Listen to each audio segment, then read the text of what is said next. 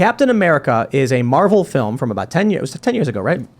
More than that now. It's about a scrawny, developmentally, physically... a weakling. A weakling. Born with a weak heart, perhaps. Like someone suffering from many physical ailments who is so desperate to fight for his country, to help others, that he tries to cheat his way into the military. And he is of such strong heart, he is chosen for the super soldier program. So here's a guy of good moral character, standing, and honor who wants to serve his country, fight against the bad guys, and sacrifice whatever it takes for his community. He defends his friends by fighting in the streets, and then there's that scene where he jumps on the grenade.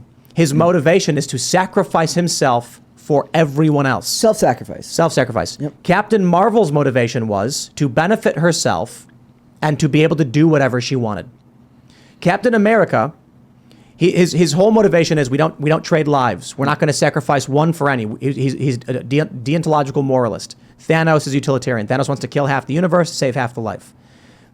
Captain America says we don't trade lives. Captain Marvel robs a guy in the beginning of the movie. He says you should smile. So she steals his clothes and his motorcycle. Think about that motivation. That is the woke feminist motivation of I can do whatever I want. Then think about the other character motivations. Jude Law's character says control your emotions. And then finally at the end she goes, no! And that is her ultimate motivation. The story arc for her is she can do whatever she wants because she's powerful, and she shouldn't have to listen to any man who tells her to control herself.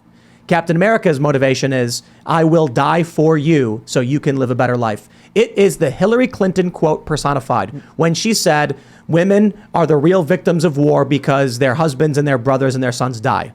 That exemplifies it perfectly. That's amazing. Self-sacrifice versus self-validation. That is the difference between the way I was taught to write and draw superheroes and the way superheroes are being presented today. Right there. Everything is all of these new superheroes that are coming out of Marvel, they're all selfie-taking, self-aggrandizing narcissists. Eating lunch and dinner together at diners. That's what they're doing. There's no... my book Cyberfrog says in the very first couple of pages, he just says, because people don't like him, he's ugly, he's Cyberfrog. So he says, I've found something to love about humans and I'm willing to die for them, and that's the thing. That's heroism to me. How many modern superheroes are stories of young kids who wish they had superpowers? Modern ones, not too many. You don't think so? I'm not sure. Well, maybe. Who are you thinking about? I'm thinking about the Captain Marvel. Ms. Marvel? Miss Marvel. Yeah. Right? So there's a story of like, wow, I've got superpowers and I'm going to be an Avenger too. Well, that's the meta nature of Hollywood now, that everything has to be meta. Shazam. And Shazam. No, not so much. Not so much. You don't think he wanted the wizard's powers? That he got pulled in and brought into it. It was different. I'm thinking about Miss Marvel specifically, and I was thinking about Miles Morales, in the new Into the Spider-Verse. He's like, wow, I got spider powers too. And then I was thinking about growing up watching X-Men, and in X-Men, typically the kids who got powers were panicked and scared, and didn't want it to happen, and the parents were freaking out. And the story with the X-Men stuff I grew up on was it was actually bad to be a mutant. Yeah. It was scary, it was bad, and they weren't happy about it. It was often depicted as like your mutant powers were a curse, not a gift. And then Charles Xavier would be like, no, don't worry. Like, I'm going to help you through this. Nowadays, the mentality among younger people is more so like, I want to give me power. Give me power. Yeah. I felt like DC was always, maybe not always, but I didn't read a lot of DC, but it felt like DC was more just about raw power and Marvel was about psychological stuff. Did you guys get that vibe? Yeah, DC Comics was I like DC better. Aspirational heroes to look up to, heroes to feel hope. They're going to save you. See, that's the thing I love about Superman, that they flopped with the new movies. I mean, when you see Christopher Reeve, everything's going to be okay. You're like, oh, Superman's here, finally. I'm terrified of the Man of Steel version of Superman from the Zack Snyder movies. Can I just complain about the scene in Batman v Superman where Batman is about to, kill Superman, and then he's like, "You're letting him kill Martha," and then Batman goes, "Your mom's name is Martha? My mom's name is Martha too." As if We should anybody be actually calls friends. their mom by their name. What should have happened, and I'll say it every single time, is that when Batman had the spear to Superman's neck, what would have made it work is then Batman saying the famous line, "Let this be the day you never forget, the day I defeated you," and then Yeah, throw they it. should have just they should have just recreated that scene. From, and then he from throws the animated spear series. away, and he says, "My intention was always to make sure you knew you were not invincible, not to actually kill you." And then it would be like, damn, but instead he was like, "My mom's name's Martha too. Want to be friends?" I was like, So oh embarrassing. no. That's a Yes, cheap- it He basically was. said like Cheap I could have nepotism. made it out of a stronger mix of kryptonite. I could have made this far stronger and killed you much easier if I wanted to. Yeah, it should have been. He proved his point. Yeah. It was never because Batman's not a murderer. Yeah. He wouldn't arbitrarily want to kill Superman. His point was to make sure Superman knew he wasn't a god. Yeah. You know, instead, all this like my mother is your mother, we're brothers, all this crap, this like nepotism is like European monarchies. They're all cousins. Like it's a bunch of this crap. It's like psychological manipulation to make you think it is some value if the guy's your brother. Like if he's an idiot, he's an idiot. this is what I was always told is that Marvel was people trying to be heroes, and DC was heroes trying to be people. There you go. So like, I noticed watching the Justice League cartoons, they always refer to each other as their first given names. Batman doesn't call Superman Superman, he calls him Clark. Clark. Clark calls him Bruce. They refer to each other as people, but they are heroes. And then the interesting thing is Superman's identity is Superman, Kal-El, and his secret identity is Clark Kent. Whereas in Marvel, often it's like Peter Parker is the person, and his secret identity is, or like his, the costume is Spider-Man, whereas for Superman, the costume is Clark Kent. You know what I mean? Who are your guys' favorite superhero of all time? Superman. He just is the definitive hero. I believe I think in Batman. him. Batman. You like Batman better? That's why I was really disappointed by the movie. I love the comic fan trope of given enough time, Batman can defeat anyone. God. They called that at DC. They called it Batman with enough planning. But I feel like Yeah. Superman could kill Batman at any time if he wanted to. Nope, He just Batman blasts carries him from- kryptonite. Yeah, but he blasts him from orbit.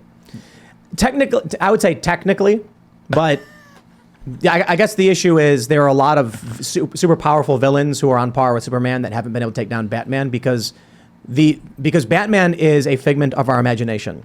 What makes him a good character is his ability to survive and overcome with no superpowers. That's why I like Batman. Granted, he's a very, very rich dude, and he's able to buy this stuff.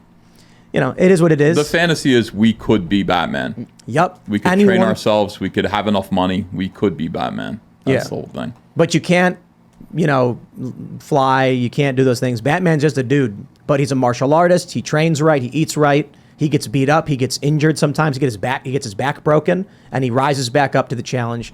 That's a superhero, man. That's fantastic. Yeah, I mean, agree. early Batman was silly, and they made him really amazing throughout the years. I really love the history of how like the golden age of comics was kind of hokey. Superman could fire little Supermans from his hand. Did you know that? Mm-hmm. Yeah, it makes no sense. Whatever. They invented new powers all the time in the Silver Age. Yeah, it's whatever. Oh yeah, But the then- Silver Age. Oh, the 80s. No, Silver Age was from like the 50s to the 70s. I think the early 70s. it was the Golden Age before that. Golden Age was the 1930s or late 30s to the early 50s. But I want to say the 80s is when things, I think, got really mature and the writing got really good. And then actually, I think one of the most profound moments in comics, but I guess it's technically cartoons, is the Mr. Freeze, the story arc, the retconning of his history in the Batman animated series. Mm-hmm. I think the first cartoon to ever win an Emmy. And that was, was it really that the first, maybe not the first time, but one of the first times a villain's story arc was sympathetic? It used to be all one-dimensional. I'm going to rule the world. I deserve power. That's what I love about the old Batman, the animated series. It's actually super anti-corporate. all of them are just generic corporate villains, but Mr. Freeze was actually a fairly three-dimensional character, given the story with his wife and that. Wasn't Clayface's story in the animated series that he was a guy who was negatively impacted by a cosmetic product that turned him into a monster? There were a bunch of different clay faces. One was an actor, Yeah. I think there were like 5 different clay faces. He was like, he put on a cosmetic and then his skin started to melt. He was like, Man-Bat was great in that, too. Man-Bat was great. Man-Bat Yeah, was but it's Mr. Freeze, right? Mr. Yeah, like Freeze. he was always one-dimensional, and then they made his story arc that his wife was dying and he would stop at nothing to save her life. And then you're like, you feel bad because he's a bad guy. Plus, but the it's like- delivery on all that dialogue in that episode is so good. Yeah. They should do an arc where he gets an honorary degree from Harvard, and then they call him. He's like, I'm Dr. Freeze now. No, you're not. That's not even a real degree.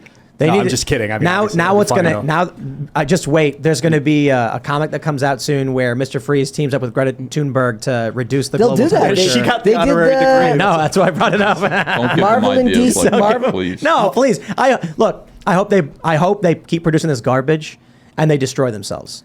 And then your comics, all caps. We're here. Comicsgate's here to step in, and that's a good. See, we love comic books. I could talk about this all day long. I grew up with these superheroes. I love these superheroes. I've been a creator. I've worked on these superheroes for most of my life now. But unfortunately, the way things are at Marvel and DC, they're inhospitable. Remember People who are on what the was right. that super woke comic they made with Safe Space and It never came New out, Warriors. and they should have done it. They never released it. Oh, they never released that. What is it? What is it? The New Snowflake? Warriors? I think Yeah, so. New Warriors. I wonder if that was a joke. Like, I feel like that whole thing was a Definitely hoax. became one. Yeah, it sure did. Oh, what a horrible concept. Look at Bunch this. of Okay, for those that don't know, you need to understand that the hugging brother and sister, right? They were brother and sister. Yeah. Snowflake and Safe Space. And one of them they actually and described. One of them they actually describe as being a stereotypical jock. Which I've never seen a stereotypical jock with pink hair, but that's just me. Wait. The best one is the Dora the Explorer. Yep. Trailblazer. Yep. Is that what they called her? A chubby Inuit. Yeah. Who had a backpack that she could pull anything out of? And the Yeah. other one had. Dora the Explorer. And the other one is powered by internet gas. Yeah, the internet. What were? Oh yeah, that guy with the This green had to visor. have been a joke. It was huh? a troll. It must have been. It wasn't. Because Not they as bad as should've- Gotham High. Look, it's on They the should've website released it. introducing. Yeah, it's real. If they had released it, people would have bought that. I would have bought that. This is an important story for those that don't understand the culture war. What happened, in my opinion, is that Marvel started getting a bunch of emails saying you need to do this, and then someone went to a board meeting and said this is what kids want. You gotta sell a product they'll buy, and they went, you're right. Then they made it, and they got roasted and said we don't understand. They're emailing us saying they want this because they don't realize it is a cult of annoying, loud people, and they wasted tons of money, and they're destroying themselves by supporting this. Thanks for watching this clip from the Timcast IRL podcast. Hang out with us live Monday through Friday at 8 p.m. and become a member over at timcast.com for uncensored, members-only shows exclusive. Thanks for hanging out, and we'll see you all next time.